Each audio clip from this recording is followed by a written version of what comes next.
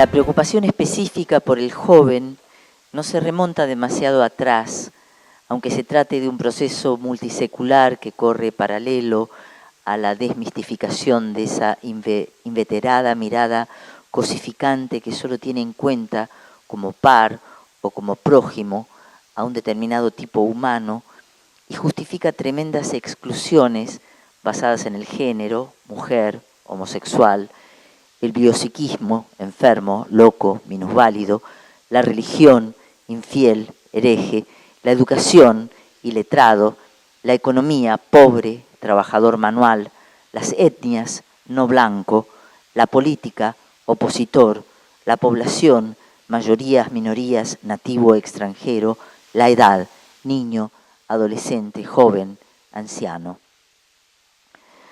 Todo ello representa un vasto complejo coercitivo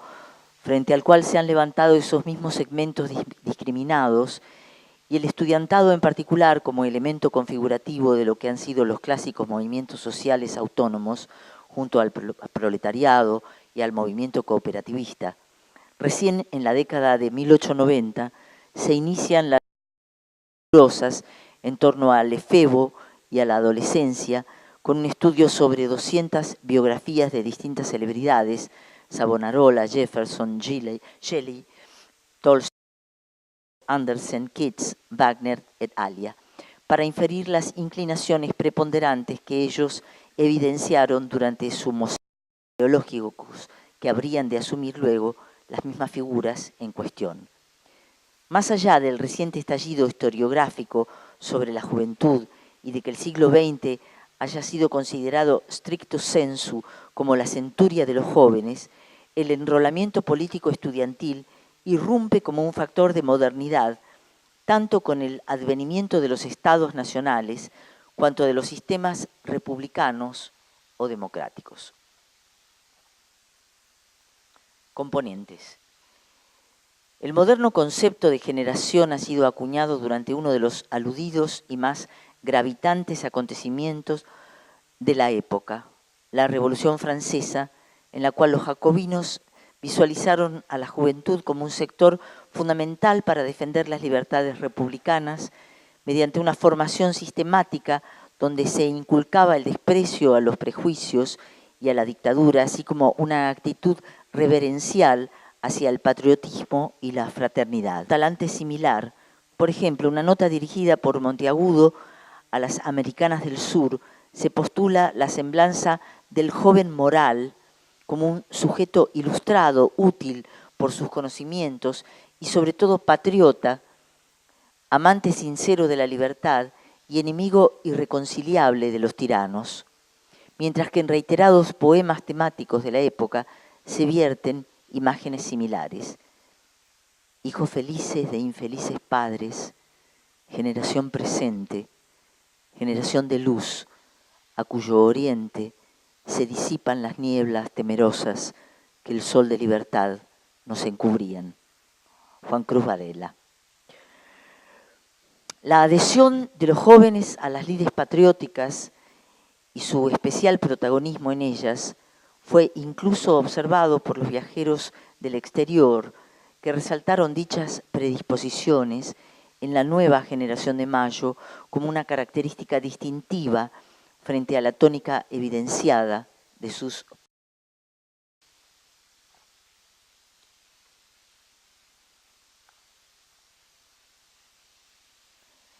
de la Atenas platense. El espacio de los cafés, junto a la plaza pública,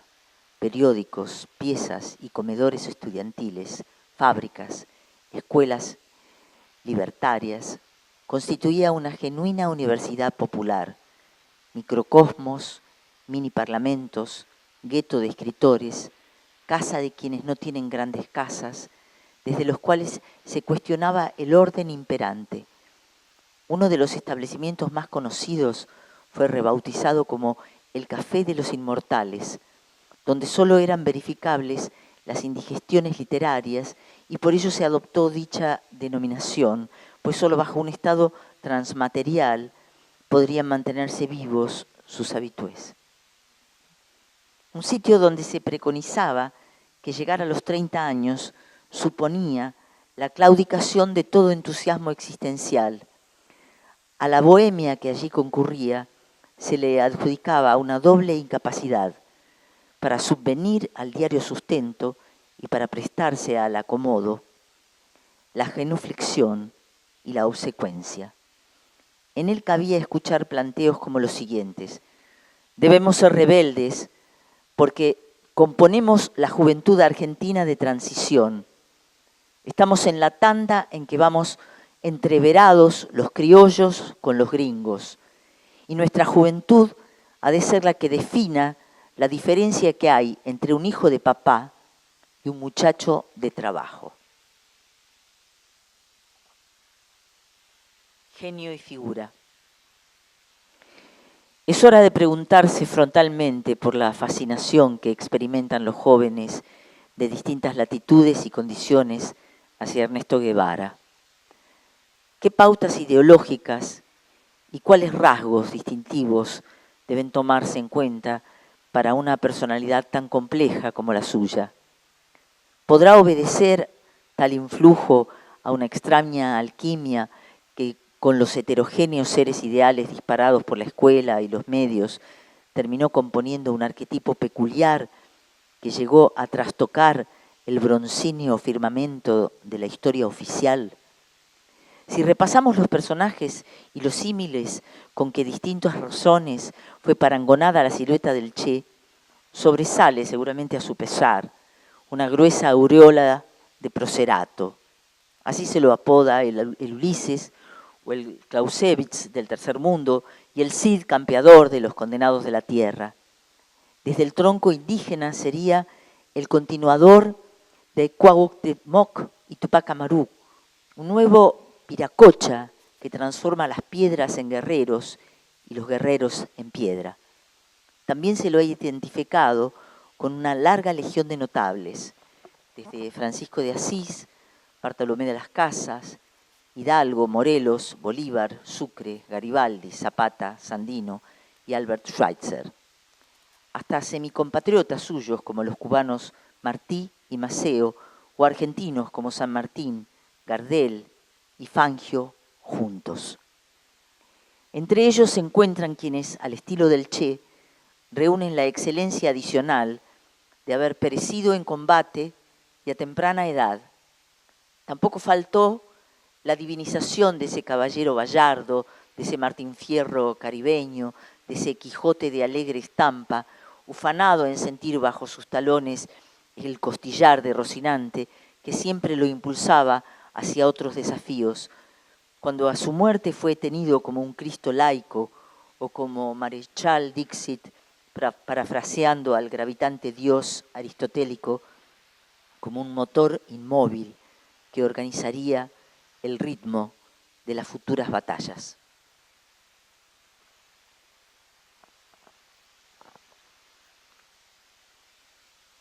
¿Qué visión tenía el propio Guevara de los jóvenes en sí mismos? Afloran aquí sus metáforas de la juventud como arcilla fundamental y antorcha encendida que, guiada por el sentido del deber social, la repulsa a los atropellos y a las disputas fronterizas, construirá el hombre nuevo del siglo XXI. Más allá de consignas y paternalismos, la preceptiva revolucionaria exige del joven que, sin considerarse el único centro del universo socialista, sea responsablemente creador y lleve la delantera en todo, que sobrepase los eslóganes superficiales, la visión capitalista del trabajo como una carga espantosa y hasta el mismo marxismo escolástico, que pueda cumplir con el trabajo voluntario que el mismo Che introdujo en Cuba y contribuir tanto a la alfabetización del país como a cortar caña, recoger café o apilar ladrillos, que tenga la aptitud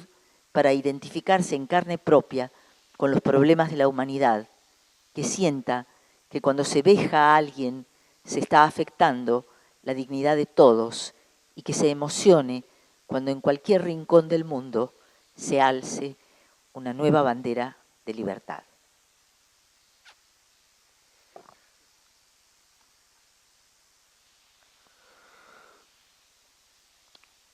Los indignados y el alud democratizador. Aquí hay varias citas que voy a leer. Todas las fuerzas juveniles, cuando se organizan políticamente, son fuerzas de cambio, Ernesto Laclau. El emblema del mundo contemporáneo es la democracia y la juventud es el emblema de ese emblema, Alain Badiou. No es posible una democracia real cuando el proceso depende de los poderes económicos. Declaración de la Ocupación, 29 de septiembre de 2011, del Occupy Wall Street Journal. Grandes batallas, grandes frentes de batalla con marcada incidencia de la juventud han confluido desde fines de 2010 en escenarios distintos, pero íntimamente conectados entre sí. Europa Occidental, Estados Unidos y el mundo árabe,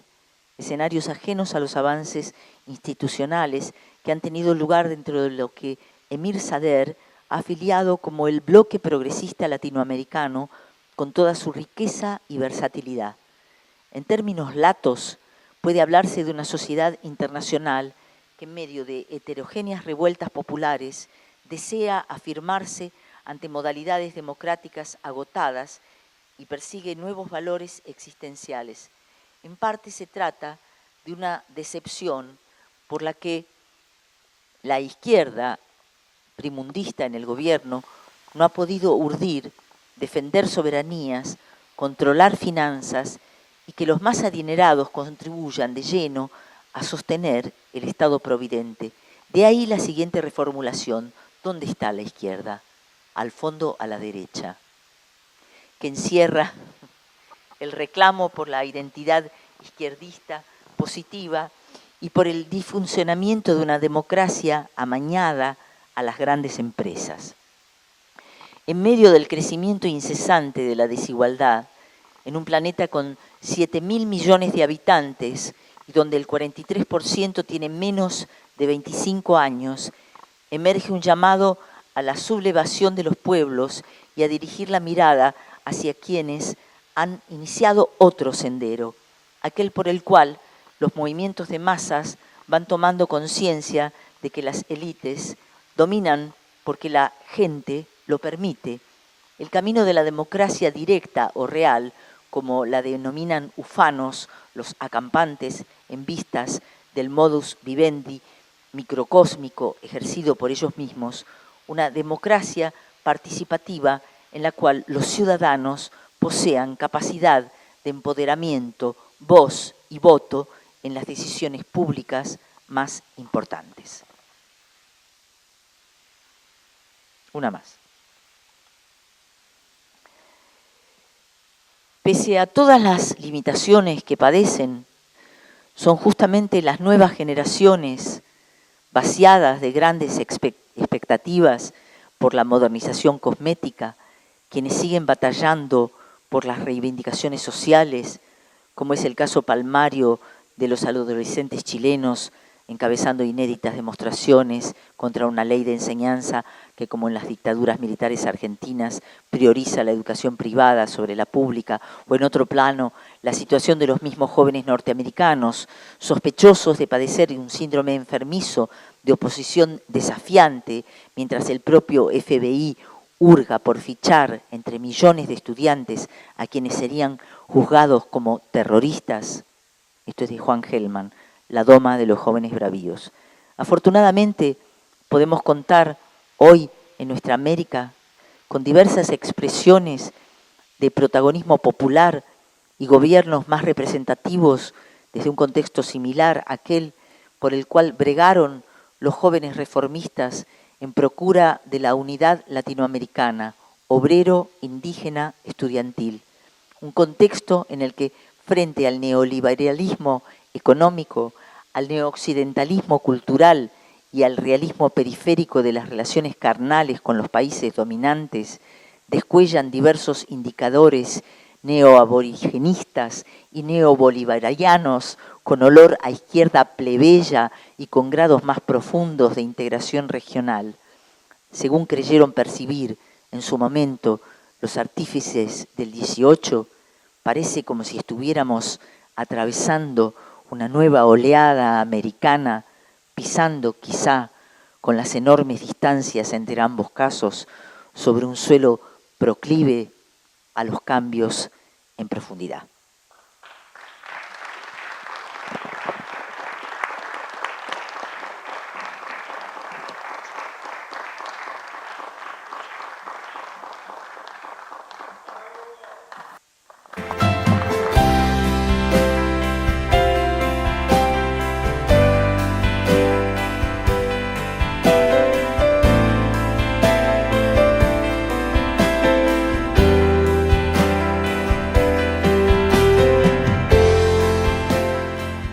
Coercitivo, frente al cual se han levantado esos mismos segmentos discriminados, y el estudiantado en particular como elemento configurativo de lo que han sido los clásicos movimientos sociales autónomos, junto al proletariado y al movimiento cooperativista. Recién en la década de 1890 se inician las rosas en torno al efebo y a la adolescencia, con un estudio sobre 200 biografías de distintas celebridades, Savonarola, Jefferson, Shelley, Tolstoy, Andersen, Keats, Wagner et alia, para inferir las inclinaciones preponderantes que ellos evidenciaron durante su mosaico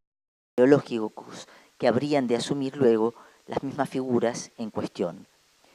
Más allá del reciente estallido historiográfico sobre la juventud y de que el siglo XX haya sido considerado stricto sensu como la centuria de los jóvenes, el enrolamiento político estudiantil irrumpe como un factor de modernidad, tanto con el advenimiento de los estados nacionales, cuanto de los sistemas republicanos o democráticos. Un determinado tipo humano y justifica tremendas exclusiones basadas en el género, mujer, homosexual, el biopsiquismo, enfermo, loco, minusválido, la religión, infiel, hereje, la educación, iletrado, la economía, pobre, trabajador manual, las etnias, no blanco, la política, opositor, la población, mayorías, minorías, nativo, extranjero, la edad, niño, adolescente, joven, anciano. Todo ello representa un vasto complejo.